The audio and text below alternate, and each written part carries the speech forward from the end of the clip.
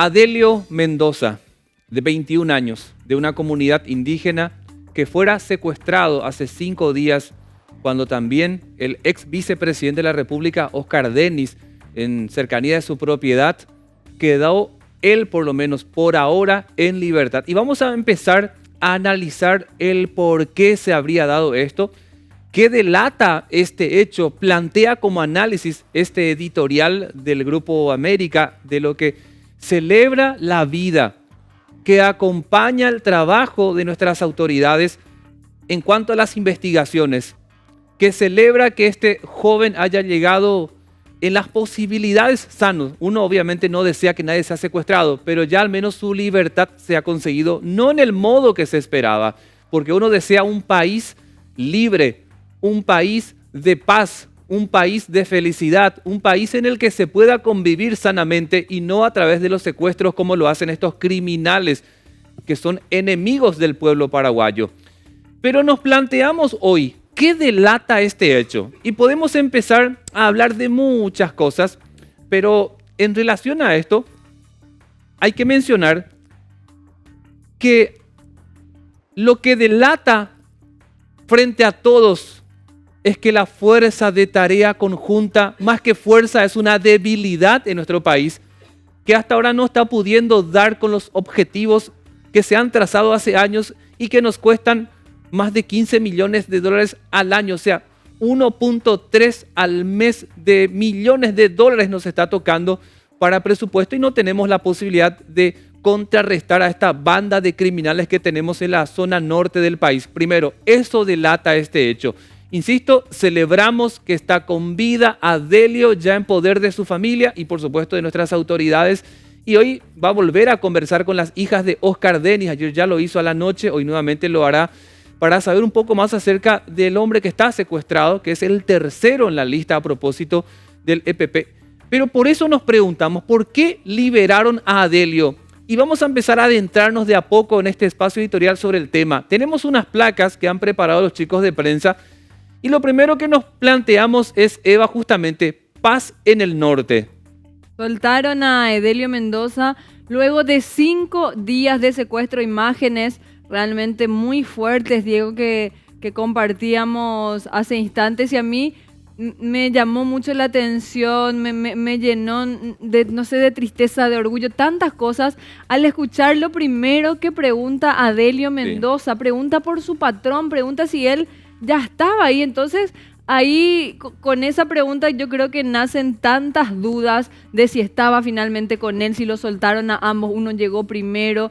¿Qué es realmente lo que está pasando? Este es el primer o la primera prueba de paz en el norte, realmente soltar a Adelio, o era más bien ya parte de lo que tenía planeado el EPP. Cuando estudiaba en la facultad me enseñaron que el verbo ocupa un papel muy importante.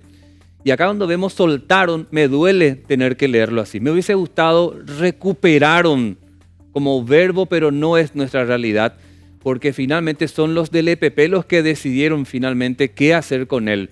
Y en un rato vamos a escucharlo cuando él en medio de la oscuridad, casi no se lo ve, hay que aclarar eso, pero después en medio de la luz que logran tener en la comunidad indígena, y lo que decías, entre lágrimas, sollozos y mucha emotividad, Adelio iba conversando con sus familiares y preguntando por el patrón. Lo tenemos, directora, para escuchar precisamente estas imágenes muy fuertes.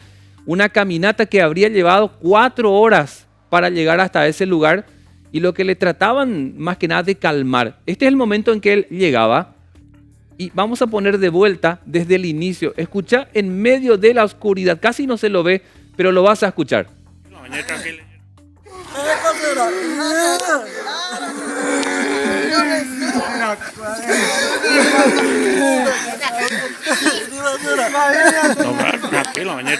tranquilizando, ya le cogió. Ya calmando, ya tranquilo. Tranquilo será. Outa, Inay. Outa. Tranquilo. Ven a también. Es guapo, ¿no? Pero son de 이런 산에 거의. Vapor va a ser. 그래 봐. 네? 이런 산에 이러죠. 이런 산에 이러죠.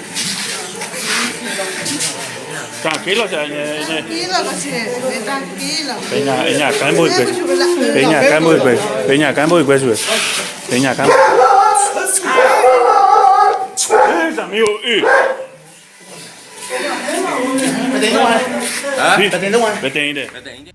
El protagonista de esta terrible historia, Adelio Mendoza. Y yo quisiera plantearte esto a vos que estás escuchando este espacio de noticias y ahora nuestro espacio editorial.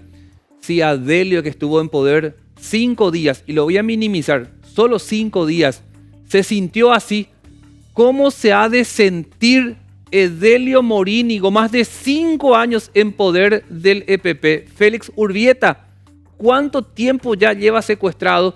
Y aquellas familias que tuvieron que pagar por el ser querido para volver a casa. Él estuvo 5 días, mira su reacción.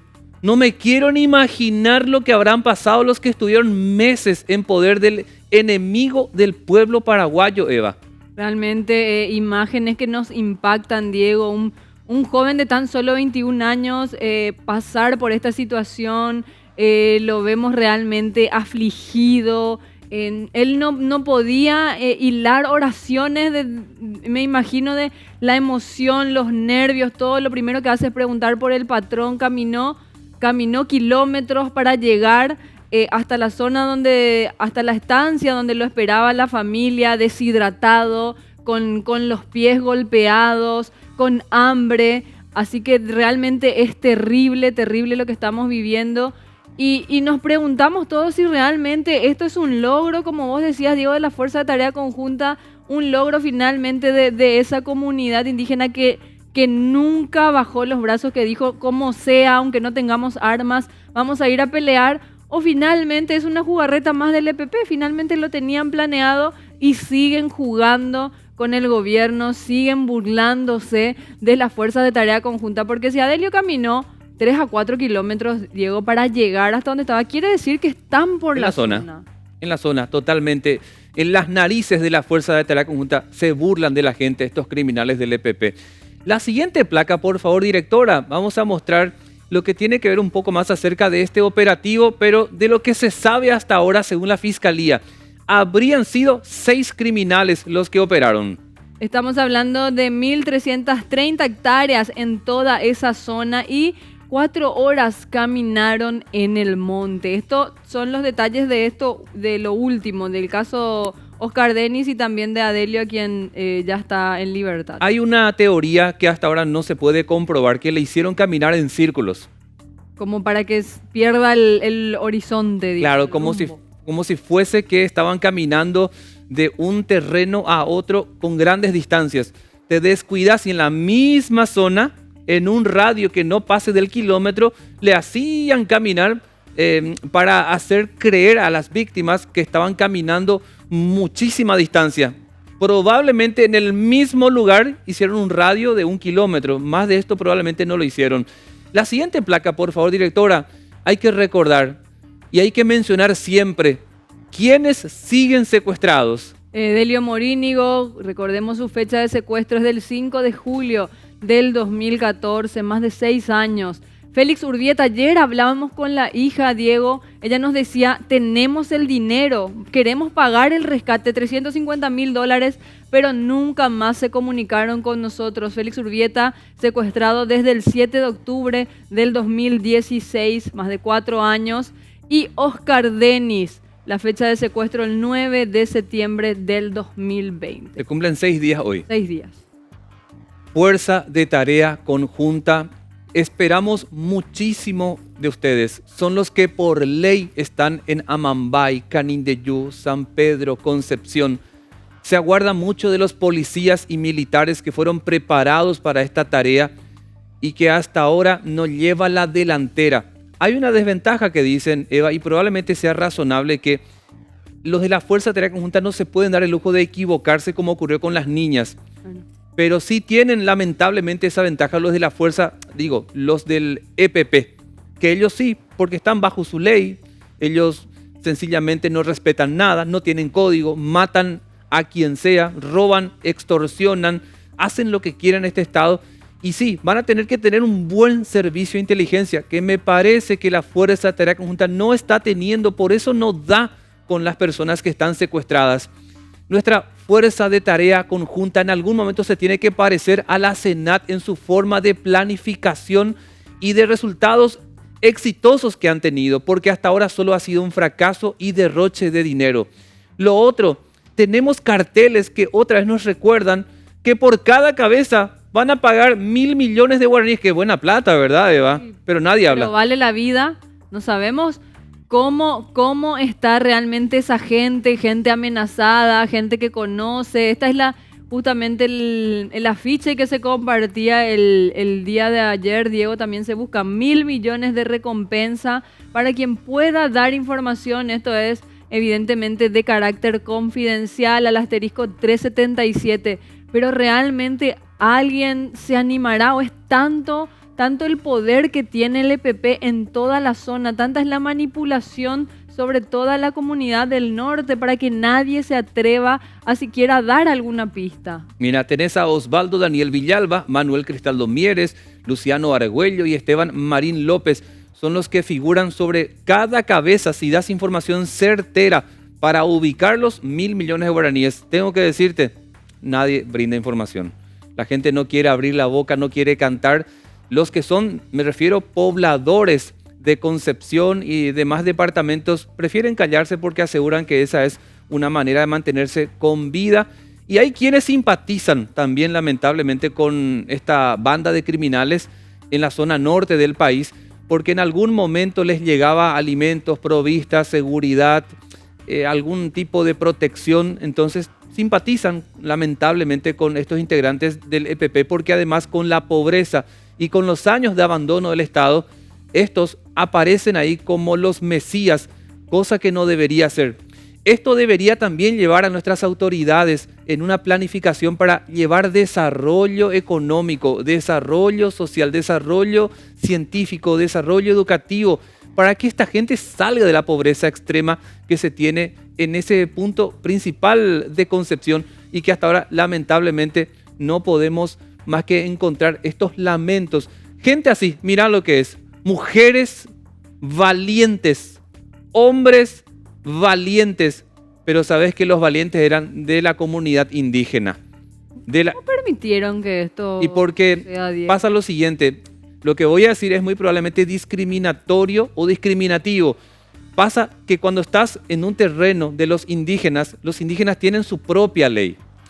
Si vos te pones a mirar acá, no indígena nosotros, tenemos una ley muy estricta hasta en lo que se refiere para autodefensa.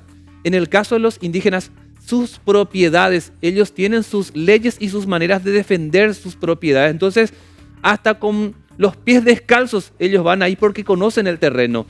Y yo particularmente tengo esta idea, no creo que el EPP haya cedido la vida de Adelio por esta manifestación, que habrá ayudado, sin duda alguna, y es un gesto heroico de estas mujeres y estos hombres, pero yo creo que el EPP tiene una agenda que sigue, tuvo un plan, y ese plan era: esta familia Denis tiene que colaborar dando alimentos y en algún momento vamos a liberar al retenido, no le llaman secuestrado, a Adelio, De hecho, al personal Adelio, y cumplieron su plan. siempre se lo dijeron, se dijo o se especulaba al menos que el objetivo no era Adelio, y lo sumamos también a Renato nuevamente para compartir contigo, Rena, esto que fue la noticia. Muchos decimos una buena noticia porque una persona menos en cautiverio, pero todavía la lucha no ha terminado.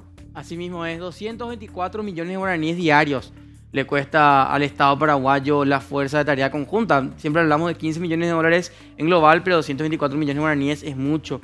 Hay mucha plata que no se está justificando en ese sentido, y recordemos de que son fuerzas de inteligencia, tarea conjunta, lo mejor de la policía y lo mejor del ejército paraguayo, y para mí es una aberración y totalmente una vergüenza de cualquier punto de vista de que esta persona haya caminado todo lo que caminó y en un perímetro no mayor a 10 kilómetros. Teniendo en cuenta de que ayer, todo lo que mencionaban compañeros, hablaba de que los nativos iban caminando delante la fuerza de tarea conjunta detrás. Y yo me pregunto, bueno, ¿cuántos efectivos tenemos realmente en el norte? Por lo menos para cubrir un perímetro. No puede ser, uno no sabe de estrategias militares, incluso uno puede pecar hasta de sonso, en mi caso, por ejemplo. Pero Hollywood hizo que muchas veces de repente veamos ciertas películas o por lo menos la policía de Nueva York se asegura el perímetro. En este caso, la Fuerza de Tarea Conjunta ni se aseguró el perímetro. Y en una época donde hay tanta tecnología que incluso hace de que los envíos sean a través de drones. Hoy Amazon, por ejemplo, te envían los courier a través de drones, no hace falta más que una persona vaya. Es inadmisible que tampoco la Fuerza de Tarea Conjunta no cuente con drones suficientes o tecnología nocturna para poder visualizar a estas personas. Entonces, ¿de qué hablamos? ¿Tanto presupuesto a dónde va? No puede ser que tanto presupuesto no vaya. ¿A qué estamos atacando realmente? ¿Estamos buscando a terminar con la guerrilla en este país o estamos manteniendo, perdón la palabra, haraganes en el norte? Porque reiteradas denuncias acerca de abusos de estas personas hay miles. Incluso hace poco, voy a volver a mencionar este caso porque me parece bastante fuerte, lo habían matado en una especie de jugarreta, no quedó muy claro el caso, a una persona que tenía ciertas limitaciones, era sorda muda, y según la denuncia lo vistieron de para como se dice el uniforme, y los pusieron como gran referente del EPP. La última vez que cayeron grandes cabecillas del ejército, criminales realmente, de estos enemigos del pueblo paraguayo, fue en el año 2010. En el 2010 sí cayeron personas del primer anillo, del 2010, y gobierno de Fernando Lugo. Recordemos que Fernando Lugo está siendo acusado de ser cabecilla del PP y en su gobierno se tuvo los resultados más auspiciosos de los últimos prácticamente 10 años. ¿Y quién estuvo a cargo de todos esos operativos? Prácticamente la policía antisecuestro. Cuando se crea la FTC no tuvo ningún resultado positivo. Siempre agarraban al mensajero del primo del compañero o agarraban la tía de la vecina de la prima. Y no puede ser que durante todo el tiempo de la FTC se hayan creado 3 unidades. Diego, me vas a corregir, el ejército de Mariscal López, el MLN, el EPP y otra que no estoy recordando el nombre. La brigada campesina, la brigada de indígenas y ACA, Agrupación Campesina Armada. Y sí, justamente son 3 que incluso hace que favorable al gobierno que se dividan entre ellos. Si hoy en día tenemos más, es más diverso esto, es porque se están dividiendo entre ellos, no por una gestión de inteligencia del gobierno de Cartes, del gobierno de Federico, ni del gobierno de Mario Abdo, porque los 4 presidentes que tuvimos no tuvieron resultados auspiciosos. Otra cosa, hay una ley antisecuestro, pero tendría que haber una ley de protección a testigos. ¿De qué me sirve a mí 1.000 millones de guaraníes y luego va a ir una persona y me va a poner una bomba en la boca, como hicieron uno de ellos, el señor Maíz, con su propia tía? Le puso una bomba en la boca por hablar. Tiene que haber un programa de protección a testigos fuerte, porque la comunidad tiene miedo. Estas personas no viven el 100% del año en el monte. No es que están recorriendo como esos nómadas el monte del país. Se diversifican y se mezclan entre las personas y obviamente nadie va a hablar, porque de repente las personas sienten de la comunidad de Concepción y en el norte que hacen más por ellos que el propio gobierno. Entonces tendría que replantearse desde el fundamento de la FTC, mayor programa de protección a testigos, y evidentemente hay un fracaso de la Fuerza de Tarea Conjunta porque lo de ayer es una burla.